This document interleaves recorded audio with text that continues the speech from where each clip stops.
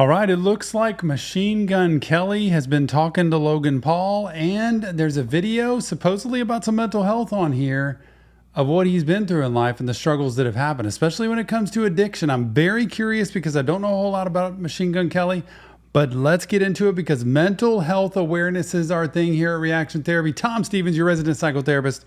Without further ado. All right, it is Machine Gun Kelly on Megan Fox pregnancy, confronting Randy Orton.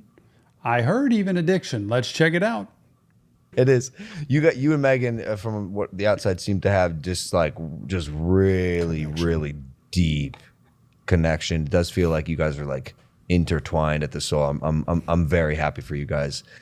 Was she pregnant, or was that like a little like I saw she had a little bump? You got to go. Just like MGK pulls out his phone, like he's gonna check messages real quick, see what's going on. Logan Paul's like, man, I thought we were doing a show here. What's happening? I feel like so many performers and artists have ADHD and you just can't help it. They're constantly doing things, touching things, trying to adjust to things, getting, they can get distracted so easily, but that's what makes their genius so great. Is she pregnant, or was that like a little like I saw she had a little bump? You got to go. No, I want to ask you one question after this, but is she pregnant? Or was that no? That was a music video. That was, I mean, again, that's like I like to leave a lot of stuff up for interpretation. There's a reason behind every single thing that happened in that music video. Even with, some part of me is like leave art up for interpretation. I guess that's where I'll leave it. Okay, cool. Easy. But everything has a meaning. So I did want to ask though, because we saw it, and Nina obviously knows of Megan and you, and she's like, we were just so curious because my fiance Nina is pregnant. I'm expecting a daughter in 2 months. I know how much you love your daughter, and you speak so highly of her, and just like, dude, help me, like, what can I expect, dude? I'm gonna be a girl dad, which is terrifying, but so exciting at the same time, and. This next chapter of my life is so close, but I haven't done anything for this. My life has not changed at all. Then all of a sudden I have a daughter. Yeah. So everything that you do from the day that she is conceived to the day that she dies, like everything will have an effect on her. So That's a pretty brilliant thing to say there. I thought he was going to say everything that you do in life, from the moment she's born to the moment she dies, is considerate of them, is with them as your first thought, which it is. I know for him, I'm sure it is. And for any parent that truly loves their child, from the moment your child's born, when you have that bond and that attachment, that connection, that love, it's just you genuinely, unconditionally want to be there for them, to help them, to save them, to lift them up, to encourage them, to lead them. You want to do all of that. And so he kind of twisted it and said, everything you do, this is how I heard it, will be seen by them, will be an example to them, will be a model to them. I tell men all the time, this is the perfect mental health piece, MGK. Thank you for giving us this. Because when you're a dad to a girl, you are showing that girl the kind of example of a man that you want her to end up with, to be with, to marry, to live life with. You are showing her that example, whether you're there or not.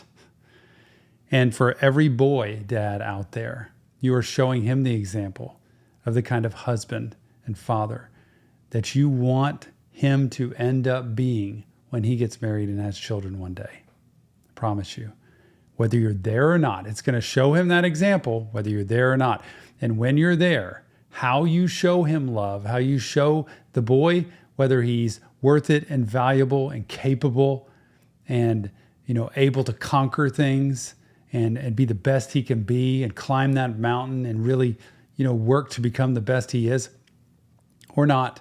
And with the young ladies, showing them they're cherished and valued and lovable and worthy and honored, lifted up to the highest level that they can be lifted to. You deserve nothing less than that. That doesn't mean spoil them. That doesn't mean say they're better than everybody else. It means your heart is so golden. Your heart is so pure. Who you are matters so much that I want you to have the very best in life. I want you to be treated honorably and to be cherished and to be loved. And that's what young women want that so often don't get from dad. So MGK, thank you for saying that, because everything you do, show her what men should be like and show her how much you care for her in your words and in your actions. Beautifully done. To the day that she dies, like everything will have an effect on her. So always try and watch the tone of your voice. Always be, your pheromones are so important. You know, make sure that you keep that girl close to you. Make sure that you you have a. This made me bawl my eyes out. My daughter came to me and she was like, I just need your hug. Like there's nothing like my dad's hug. I was just like, oh God, we'll just start. Like she hugged me, and while she was hugging me, I was like, damn. And that comes from just like, it's so true, years and years of just always giving that safe embrace. Very right? true. Like you're the first man she's ever gonna be in love with. Come on, bro. Please remember that, man. Like, please remember that. As a therapist, I see people in my office, men, women, couples in my office, who deal with this in the after effect. They deal with this thing right here after it's already been damaged, it's been ruined, it's been broken, it's been harmed, whatever, at whatever stage. And when he says that, that little girl just needs her dad's hug, her dad's affection, her dad's time, her dad's attention, her dad's love, her dad's approval, all of that. That doesn't mean everything she does is amazing, because there's the behavior a child has and there's the person the child is. This person needs the love, the hugs, the honor, the cherished, the love, the lifting up. She needs that. The behavior needs correction from time to time. It needs applause too. It needs, validation too. But at times the behavior has to be corrected, but that doesn't change your worth and your value of the child and this daughter. But when he says that, I want you to know how important your words and your actions to them are, because it will crush them or it will lift them up. It will make them feel empty and void, or it will make them feel full and worthy. Hear this again. You're the first man she's ever going to be in love with. You are the first man she's ever going to be in love with, and she will be in love with you.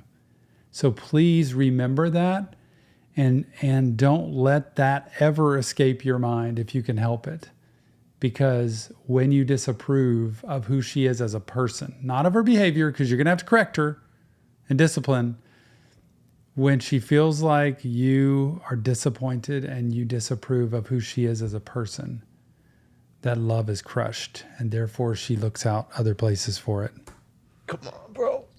You're the first man she's ever going to be in love with. And so you have this connection with her, where no matter what anybody does in her life, no matter who she marries and whatever, you are always going to be the safe place. Look at Logan Paul tearing up.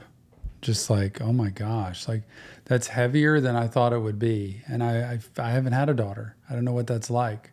I know from the two boys I have, the responsibility I feel to make sure they know how loved they are, because they look up to me. They look up to me as their dad and as the guy who they've always, glorified in a way here on earth. And it's a heavy burden to carry, and you have to do the best you can with it. But look, I've told you, I've seen people in my office all the time with broken homes, broken families, broken relationships, like these guys, but not the way they're talking, but guys who have ended up in a bad spot. Logan Paul's a chance to start from scratch. MGK's teaching him how to do it from scratch, which is a good thing. When I see these people in my office, I say, you got to go back and undo this. But you can't just unwrinkle something that's wrinkled. You have to do the best you can to smooth it out. And what that means is going backwards. And the way to do it, always when I tell parents in my office, especially dads, relationship. Go back to the relationship. Take this advice as a therapist. If you want to heal a relationship with your child, and let's talk daughters, you want to heal a relationship with your daughter, start with the relationship. You want to heal the relationship? Start with the relationship. Don't start with teaching. Don't start with lecturing. Don't start with setting rules. Don't start with buying them something. Start with the relationship. Get to know them. Raise your hand and own your own mistakes as a parent. When you've said the things you shouldn't, when you've done the things you shouldn't, own your mistakes. Admit them to them. Spend time with them and want to spend time with them. Want to spend time with them. Go on dates with them. Hang out with them. Listen to their music. Understand what's happening in their world. And if they're not talking to you, beg them to go to a place to get a soft drink with you once a week so you can just hang out, because they'll take drinks and food and candy. So you can get that. Maybe they'll start inkling it out. This is what I teach parents to do, especially dads, all the time. When there are broken relationships, you start with the relationship. And most dads don't know how to do the relationship. Relationships with adolescent daughters go like this. You go along great. The father-daughter are going great, perfect, all the way up through the upbringing and childhood. Then all of a sudden the daughter in adolescence starts to veer off because they're becoming their own self, their own woman. Start to veer off. Dads don't know what to do. There's a distance. I don't know what to do with this. And then pretty soon they veer off so much that the dad veers off himself, and then they're forever broken. If you want to do what the best way is to do it, you go up, this daughter starts veering, you veer with it. Don't crash into her. Don't go and love bomb her and try to make everything just amazing. Go and curve with her, which means spend time with her, get to know her, be interested in what she's doing, what she's listening to, what she's watching, be a part of her life, love her, don't judge her. So there's so many things with this that I just adore, seeing Logan Paul tear up thinking, I'm about to have a young lady who is going to be in love with me. And that's a heavy burden. In her life, no matter who she marries and what, you are always going to be the safe place for your daughter. And so give her that love that so many young girls and grown women out here don't get to have. Yeah. And fuck you, bro. And make sure that she doesn't stand around when I'm telling stories. and Oh yeah, he said you were saying crazy shit. Comedic She kind of break rolled there. in when I was telling the story. And It rolled out when you started. I switched it. I switched the story into a story about respecting your teachers. It was not where I started. it was still, I was twist. just like, It was not where I started. Hey, Uncle Mike. I appreciate that, bro. yeah, man. Yeah. I said that was the last question. I do have one more. Yeah, It's please. just- I have to ask this. Dude, the decision to black out your tattoos was crazy. Uh-huh. First off, how long did that take? I think like 70 hours. Was it painful?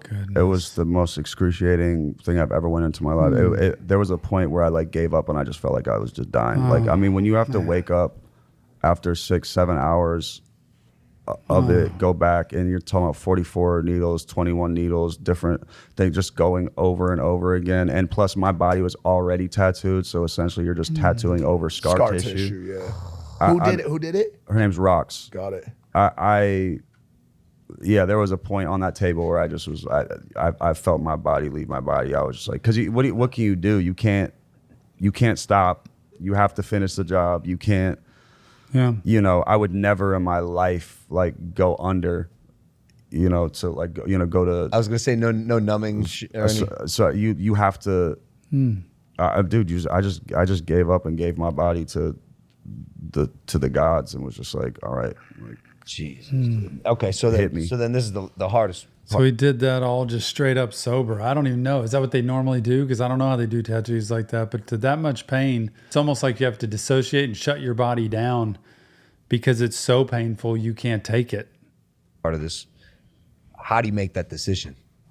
What in you goes? I'm a black out all these tattoos on my torso. I looked in the mirror one day and I was like, this looks like a person who has rewrote himself so many times on his body and just doesn't know who the fuck he is anymore.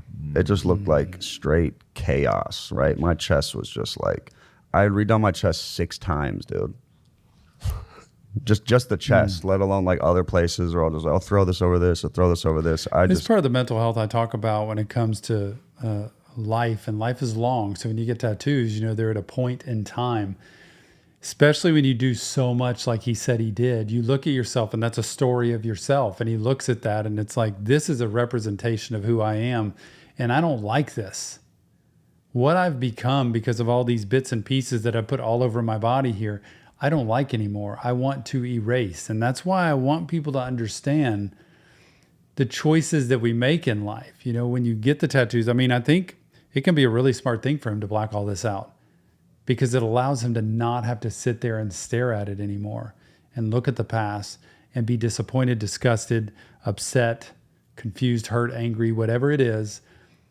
But it is a way to look at choices we make and think, okay, man, mental health matters so much that if you're in a good mental health position, he won't end up with all the tattoos the way they are on his body in all disarray to where one day he just disgusted by himself. He won't end up there if that happens. And I think that's what he's saying in life.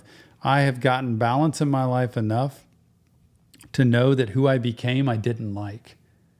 So I wanted to, he's like he said, rewrote myself so many times. I wanted to have something that represents who I am now, erasing all of that past, cleaning himself from that. Just the chest, let alone like other places, or I'll throw this over this, or throw this over this. It just looked like someone who was completely confused. Yeah.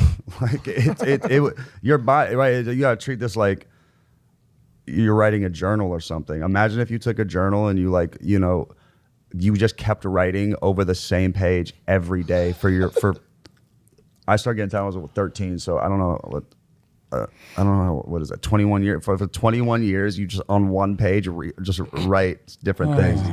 And then look at that page and then tell me if you're not confused. Like, why didn't you just turn a page and start over a new thing? Or why didn't you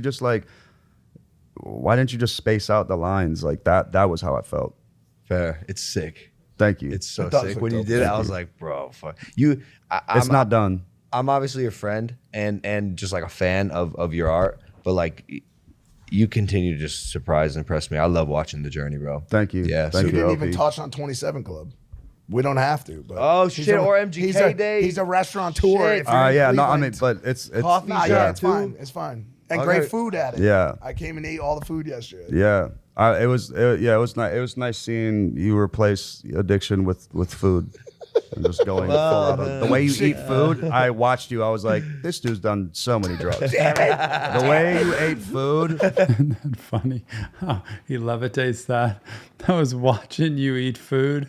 The way you ate, I can tell you've done drugs because he knows probably what that's like. Was This is such a known absolutely insane. This dude, like the cautious bites that you should take. He didn't care his fingers, maple syrup everywhere. It's wild. It's an experience to watch him eat food. To watch him eat food, right? So that's a thing. Yeah. Yeah, oh yeah, everybody- for sure. it's a known it's bit. crazy. Yeah. Is your coffee shop nearby? My It's coffee very shop is right close. there. Yeah. Very close. And Yeah. the food's You fantastic. want to go? Yeah, you want to stop by there real love quick? to. Yeah, I'll be Go down with because that, I need to grab some coffee or something. MGK Day as well. Yeah. I think this will be out Yeah. by then, but bro, Cleveland fucking loves you. I'm sorry you got booed because of me last night. My bad. Dude, I'm an entertainer. It's for the art, dude. my bad, bro. I told you. Reaction. I thought I could bring it home. I thought those knuckles would do it. I don't know, bro. Whatever. I got a lot of props for the Knuckles at the club last night. Oh yeah? Yeah. Yeah. My boys, like, I mean, and they're big fans of the, of what's happening in WWE. And they were just like, they couldn't say it out loud, like in the arena, but they were like, yo, I like those Knucks, man. Yeah, let's go. Let's Yeah, go. yeah. All right, hell yeah. How was the club last night, by the way? Must have been fun. You're an idiot. You're an idiot. You go out the night that I don't go out, and then we go out. I didn't feel I good. went and did Lonely Road at every Stop bar it, possible. bro. Come on. I went and did that. There's a country be bar so called cool. The Farm, and they come over to me and they were like, Haley Welch is over there, Yeah. and Talk to it. yeah, and I was like, or they were like. What was your reaction to that? Great.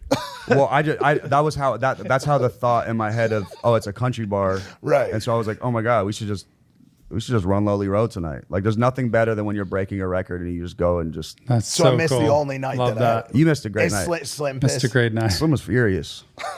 Try calling him right now. You see, he didn't answer the text. I know. I texted him. Fuck. I'll make it up. No, it was just a good night with the city or whatever. But I don't drink anymore. My version of going out is very much more strategic, and that was Interesting. So he doesn't drink anymore. I don't know what else is there. I want to hear more of this interview because we're only getting a snippet of it. Doesn't drink anymore. And his version of going out is very strategic. That is the key to recovery. Strategy. The people around you, the places you go, and what your experience is going to be. The boundaries you set around what you do. Being strategic. When you're impulsive, when you're spontaneous, It can knock it out if you're trying to get in recovery. You're in addiction, you need strategic. Thank you, MGK, for another point. And recognizing you need good people around you and you need a plan with what you're going to do, how much time you're going to be out, what your limits are, so that people around you know how to support you and lift you up. This is pretty good. It's my version of going out is very like much more strategic, and that was, you know, I was kind of there with the purpose, knowing like this is a good night for the city of Cleveland to kind of hear Lonely Road for the first time. Yep. What is it? What month is it? August. Yeah, I'm sober officially a year. Congrats. Yeah. All right. Way to go, MGK. I'm so happy for you in that, because that first year is the hardest. 100%. So to be able to make it through that and the line of work that he has, the people that he's been around, that is a day at a time type thing. And it requires you to live life. You have to live life on life's terms and face life's problems while not coping the way you used to, and also find replacements for what you used to do to be able to have fun and enjoy life, to go to clubs, to sing. But be strategic about it. I love that word. Thank you, MGK. One day to meet him. Month is it? August. Yeah, I'm sober officially a year. Congrats. Yeah. That's impressive, bro. Yeah, thank you. It'll really change your life, won't it? Dude, it's a good look on you, bro. Thank you. Your aura, I'm telling you, is like you're vibing. You're high vibe. Thank you. As Kevin was saying. And smiling more than ever too. Like even like That's an interesting point, because I've seen a lot of MGK where he is not smiling. He just doesn't have a smile at all. And I've seen him smile several times in just this interview, like he's enjoying life. And he appreciates, it's such a good feeling when somebody says, man, that look is good on you, man. That recovery thing, that is good on you. And I want people in addiction to know, you'd be shocked how fun recovery is. People go into 12-step meetings, drug addicts, alcoholics, and they look around to people who've been around the program a while. They've gotten some sobriety under their belt. They got a good recovery, years under their belt, and they're laughing and having a good time telling jokes. And people who come in for the first time are like, why are y'all laughing? This isn't funny. I've lost my wife. I've lost my job. I've lost my home. I've lost my kids. They're like, because we got recovery, man. Life's better. It's better not drinking. It's better not using. And I promise you, life can be so much better without an addiction in it. And when you're in recovery and when you recognize, oh, this is what living really is like, you'd be shocked how good it is. Get therapy, see a 12-step program, get a mentor, get a coach, get somebody that can walk you through what recovery is and how to do it the right way. And I promise you, you're going to see a whole new life. And smiling more than ever too.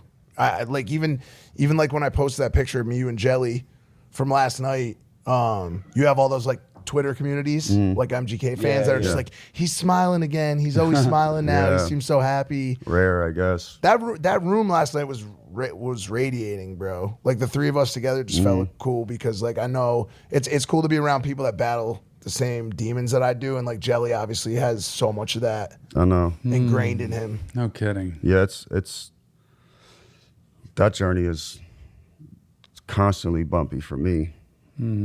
But what do you find the hardest part of it? just that itch that never goes away. Never goes away. But I agree. It's a good look, and I really just want to do it for everybody who. Isn't that something? That itch. It's that itch. It's that urge. Don't fool yourself. You stop an addiction, you get into recovery, the itch is going to stay. I've talked to people who've had 20, 30 years in the program, changing their lives, and when they're honest to me behind the scenes, they'll say, yeah, of course I'd like to use again. Meaning, when I think back to what that was like, some of the highs that I got, but you know what I do? I pause. I think about what that would do for me. You know what it would do? It would bring me right back into the same hellhole I was in before.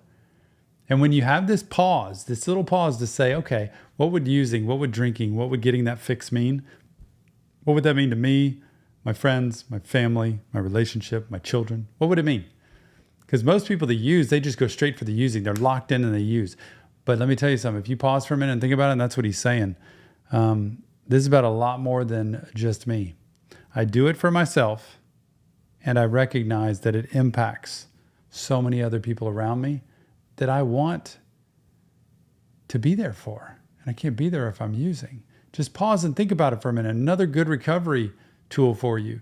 When you pause for a second before you use, drink, get into any kind of addictive substance, just pause for a minute and say, where am I going to end up after using this?